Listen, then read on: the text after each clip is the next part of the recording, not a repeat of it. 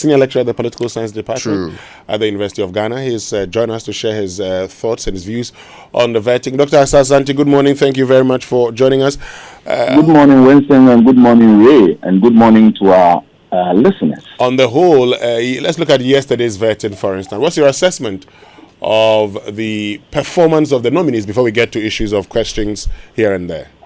Yeah, I must say that I did not have the full time to watch all of them, but the bits and pieces that I listened to, I could glean something and then share with our viewers and audience. First of all, if you look at the issue of the aquaculture, which I think Madam Atta is responsible for that ministry, there is something that the ministry is missing in that area, which is of grave concern to me. Why is it so? Because it's a public policy which you and I know is driven by state resources, for which reason we want to ensure prudence. The previous regime, what they did was to encourage people to undertake fish rearing at their backyard gardens, as backyard programs and all that. But they went ahead to give them fingerlings, to give them pawn. And I tell you, one pawn, if you go to the market, is about 5,000. They were giving even feed. Some were taking as many as 100 bags. One fish feed costs around almost 400 Ghana, depending on the type you are looking at. So if you're giving 100 bags, you are talking about 40,000. In addition to fingerlings, which one costs about 3 cedis, 2 cedis, depending on the size you want. So a lot. And that's a brilliant program, which was going to deal with some of the problems we have in the area of unemployment. But they could not carry this program to its logical conclusion. Why I'm saying that is that when you produce a fish, who is there to buy? That is the main headache of farmers. Main headache. They finish and they have nobody to buy from them. I took up the mantle to call the ministry because I have fish at my ground here. And then they told me that, there's a certain lady who buys. And I said, come on.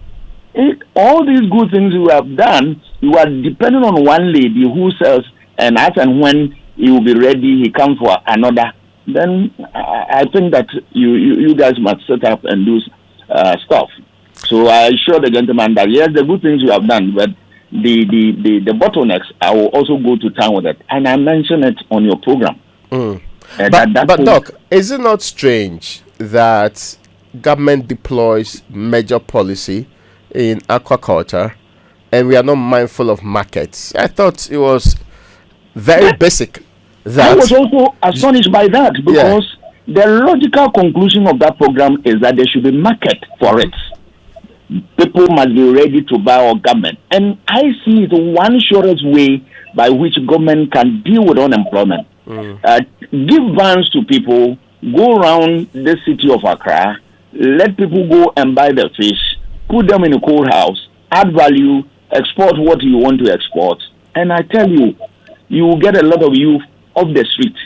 And this the MPP government failed to do. So I was looking forward to questions being posed to Madam Atta in that regard, so that we find lasting solution. Because once the government says that I'm going to maintain the aquaculture ministry, then here you are. The same problem will begin to confront us again. What is the solution? We thought, and Winston and I had been sharing thoughts on this matter, we thought that the length of that particular probing of Emilia Asaah was rather short. It was not detailed, and it was not as comprehensive as many of us, including this question that you just asked, could easily have been explored by the people. Do you think the problem is with the preparation of the people asking the questions? Because they mostly ask subject matter experts or leaders to come on board. Or it was fatigue for a day that they have combined about 5 different portfolios? It's a mixed bag of factors.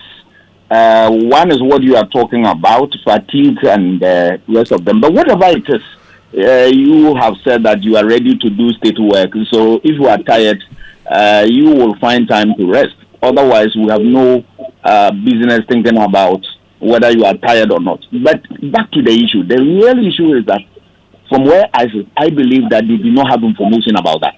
They did not. Okay. Because if they did, even if you had 1 minute, that important question, you will slap it on the face of the person you are interviewing. So why did they escape them? Because that is so crucial. If you go around now, you have records that a lot of people who were cited to engage in aquaculture have left the field. And now it means the state is losing out. All that the state has given to them in terms of materials or input for the work, the state is not going to recoup anything because they've left. As they produce, they have nobody to buy, no market for them. So I think that Madam Martha, if she is listening, we want to see a marketing strategy that will be employed or will be brought to bear on this problem so that we get a fix once and for all. Otherwise, that ministry will continue to have problems. They will be deceiving themselves into believing that they're encouraging people to engage in aquaculture and all that, but there will be no results for them. That I can assure them. But this would have been obvious to a ministry that has a monitoring and evaluation department. It's pretty simple, right? It tells you that aspect is missing, because if there's a monitoring system and a system that evaluates, obviously they will pick signal. But from what we glean from yesterday's meeting and all that, it tells you that there is nothing like that. So going forward, this new regime, if you really want to up its game relative to what we are discussing, they should be able to tie marketing to it. It is common sense that they do that. Otherwise, the whole program will be an exercise in futility. There are other candidates who appeared before the vetting committee. One that's been consistently referenced is the gentleman going to do youth empowerment and employment of a sort. Now, that is a critical area. As far back as John Kufuor's time, National Security has said it was a national security crisis. Over the period, youth unemployment has even exceeded, when you isolate that section, national unemployment figures in the Republic of Ghana. Do you think the gentleman George Opariado is up to the task? And do you think he has what it takes to deliver to the Ghanaian youth? I think from the little that I listened to, he has what it takes to manage the ministry, except that they need to think outside the box.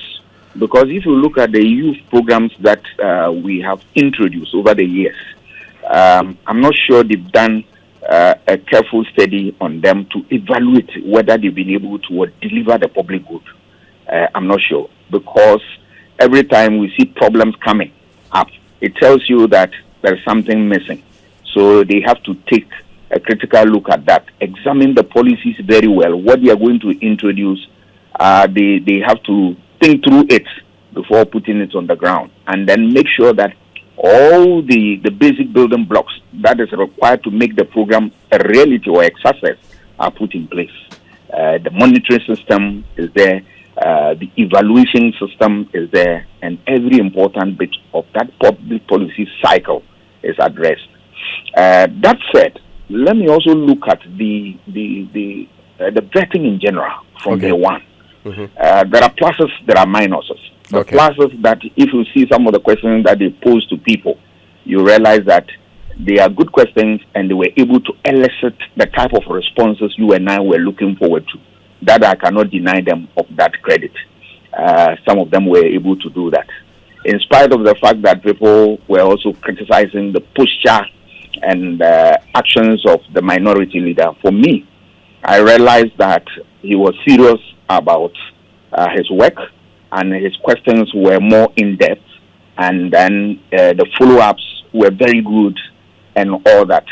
I was not happy with the first, I think one of the sessions where he was reading a long paper which appeared to me like a press conference type of thing. But I must credit him that he stood up as one of the people who really grilled the people because his questions were apt and they were straight to the point, and then they help us to appreciate what the interviewees had under their sleeves and all that. Before you move on beyond Alexander, those in the committee, other people in the committee also this same by giving us important questions. But there Sorry, were before some you move on, aspects- Prof, if you can hear me. Yes, I can hear you now. Brilliant. Before you move to the other members of the committee, Alexander Afenyomakin has come up. You know, in times past, the lives of Samuel Okudzeto Ablakwa had probed CVs, but there's been concern about the some consider to be inordinate amount of time he spends on CVs, intending to correct some very simple issues, and that end up dragging the section that he engages in. Do you think it is legitimate feedback, or he has every right and should be encouraged to continue with the extent and the timing he spends on the CVs alone? Yeah, those were the downsides of his interview session, which I also acknowledge that they were not the best because some were typos, clerical issues, which they could go ahead and then do real business with. And I'm happy that the chairman, at a point in time when there was one of the issues where somebody wanted to take leave, somebody took leave, I think Oparado, to amend the section, and said, you have to go out and then take leave, amend it, and come back. And said, there is a practice. The chairman directed him to the practice that once the problem is identified and they all know it, it's amended accordingly. So that was a little waste of time and all that. And I also saw, in addition to this, the earlier one, somebody was describing the clothing of I think Dr. Yini, that is a person who has eye for looking good and all that. In fact, with due respect, that were unnecessary and were so annoying to us, because that's not what we are looking at. We are looking at issues that will deal with problems that will confront us in ministries and then by extension the whole country. So issue about your clothing and whatnot, I was very disappointed in that. Another point that was also a low point for them when it came to some of the nominees. They posed questions, they said, this is a comment, you are not supposed to answer them, and that it's just for you to listen and it's okay. So I asked myself, if it's about giving comments, they shouldn't have brought them to the platform for us to know, because just give them the comments that this is a comment, just say yes, and then we'll go and pass you. I think that going forward, Parliament will look at that. It is not the best. Once a while you can chip in that, but it becomes consistent and all that. Then it bases the whole program that you are undertaking. Another point worth also mentioning here is the issue that sometimes they pose the question and they said that, given your experience, we know you can handle this and all that. If you know that that the person has what it takes to be able to handle all that you are going to give her, why also worrying our ears with the questions that you think he has the answers already relative to them? I believe that questions must be posed. It doesn't matter how competent the person is or how clever the person is, and he will be able to answer. Pose the question, do the follow-up. Let us all carry everybody along and let us appreciate them. Because there were some instances where they undertook that type of exercise and you realize that the nominee was more fired to give more answers. But they cut him short. We want to know and learn more about what they have under their sleeves. It's better. It adds a lot of color and beauty to what they are doing. And at the end of the day, you win the public confidence based on that. There is also the attitude of majority MPs who tend to praise singing. Then they'll just extol the virtues of the person without asking any question. And they do that a lot. And then they'll move on. So actual scrutiny is being left to only those in the minority and eventually the minority leader. Is that a prudent practice? I think you are spot on. I also noticed that. And that is also part of their downside. I mean, it's no good. Why do you glorify people, praising them and all that? No. We brought them there to come and, share with us what they've learned about the ministry and by extension the country, and what is it that they have in terms of solution to our problems. That's all. Remember that politics is nothing but what? A contest of ideas and referendum of your work. So if you have ideas, how is it going to translate into the work that you are doing? So that when it comes for the period comes for accountability, you'll be able to account for the stewardship of your office, giving us the records, the work that you have done. That is all there is to it. So any other thing will become an aberration, and it's normal for that matter that we don't need that. And we saw a lot of that. Generally, this is one of the few times in our history we've had these subject matter experts, or if you like, leaders come on board. So when a sector that is pertaining to where they are brought in to come and ask questions. From your observation, how has it gone so far? Have they brought in the needed expertise and scrutiny that is required? Oh, sometimes when you listen to their line of questioning, you realize that there are new additions, and that it enhances the work that they do. That is a fact. But when you see these negatives rearing their ugly head in the whole work that they do, then it tends to undermine the work. But having said this, I believe that, yes, so far it's going on well. And then I'm sure they will take a note of what we are saying and then incorporate it into the work that they do so as to improve it. I was looking at also the aura. The conversation about oral and all that. Yes, when the Attorney General took a stand. Oh, yes. My position about oral is that it's a good thing. It must be encouraged. But what I want to caution is that don't come on air and mention anybody's name. Get your information and then share with the appropriate institution you want to share with. Those who are saying that it's illegal and all that, I'm not a lawyer. But let's look at even common practice. Enjoy FM, whenever people come to your office, they furnish you with information. Which law have you passed or the state passed to enable you to receive information like that and all that? Except that if you scrutinize the information and realize that there's a need to talk to people and then get their responses in, you do that. Otherwise, you hold your peace by shelving the information. In our towns and villages, when problems occur, our chiefs sometimes big gong are asking people that if you have information, come and share. Which law are they depending on to generate those or receive those information? Once they get that, they send it to appropriate authorities. So from this perspective, I know that, yes, it should work. But don't come, when you come out and mention A or B, your name, then obviously you should give me a hearing. Then it becomes a banter. That's a different thing.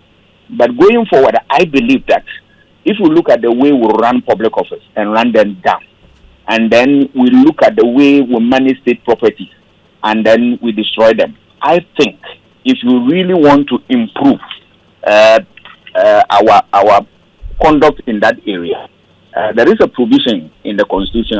It doesn't come to mind readily. I think 41 G or F, one of them. It says that you and I have a duty to protect and preserve state properties. 41 F. It's 41 what? Is F. it G or F? F. F. Yeah. We have the duty to protect state properties. And I believe that we should have another body called Operation Protect and Preserve All Public Property. OPAP. OPP. APP. OPP. APP. So that we make sure we protect state property. Recently, I visited a public office, and what I saw was a sorry story. I asked myself, what is happening? If you go around, you realize that you see a number of them. There must be a conscious effort to protect state property, and then we make it viable and use them for the purpose for which they were developed. If we do all this and we run state properties down, I'm afraid we'll come back to square one. So I think that this must serve as a sequel to, aura, so that we can also protect state property. A lot of resources that we need to put in as a result of the fact that people run them down. Now, that's an interesting perspective, but I want a summation of all of the things that have happened within the space. And I would also be interested in your comment. That comment on asset declaration. Maybe we stick to that now. The executive president of the Republic of Ghana, when he was swearing in his first set of ministers, stated categorically that they should declare their assets or begin the process. Indeed, he said the chief of staff would soon come out with a deadline for declaration. Now, I did not hear that during the previous government tenure, even though it's constitutional. People had to be taken to scratch before they were forced to actually go and do declarations. Is this direction a step in the right direction? I think it's a good one, but I share in the view of Mr. Domlobu, who said that this should have been done before they were sworn in. Because as soon as people get busy in the ministry, they forget about these requirements, and everybody is afraid to remind them of the existing law, which you also brilliantly talked about in your earlier submission. That law is a book of fire, where people write certain things, put in an envelope, and go and deposit in the name of what? Asset declaration. We don't need that law. We need something that is verifiable, something that everybody will be aware of, and that will serve as a guide or a check on the conduct of that person who is going to hold public office. I am happy from what I heard from Mr. Domlebo that there are plans ahead to amend that and then incorporate other useful practices into the system. That is the way to go. Otherwise, if we want to ensure accountability and strengthen the frontiers of good governance in this country, this particular provision or existing law must be a thing of the past and give way to a new one that will give us what? Value for money and give us hope that the political class were not in to what milk us dry. If I did not ask you this, many will be worried about the conclusion to the vetting. As a political scientist, if you're asked to assess a vetting, mindful of the objectives for setting up a vetting committee to do its work, do you think by the conduct so far, the current vetting committee is fit for purpose? It is, but there are room for what? Improvement. There's always room and make their game better. They can step up their game. They can eliminate all the weaknesses, and they can also read around and borrow ideas and incorporate into the work that they do. Where they have their strength, which we all know, they need to upscale that tax. And then where they are weak, they should be bold enough to admit and improve upon that. After all, the undetermined life is not worth living. They should do soul searching, self-introspection on what they do, and then they can take the conversation and notch further. It will help them to help society, and Parliament will be worth a salt. Dr. Kwame Asaah Asante, journalist, they don't say that a lot. They don't know that you are a journalist, or you are still a journalist anyway. Senior political science lecturer at the prestigious University of Ghana. Many thanks to you for joining us this morning. You are welcome, sir. I wish you a good day.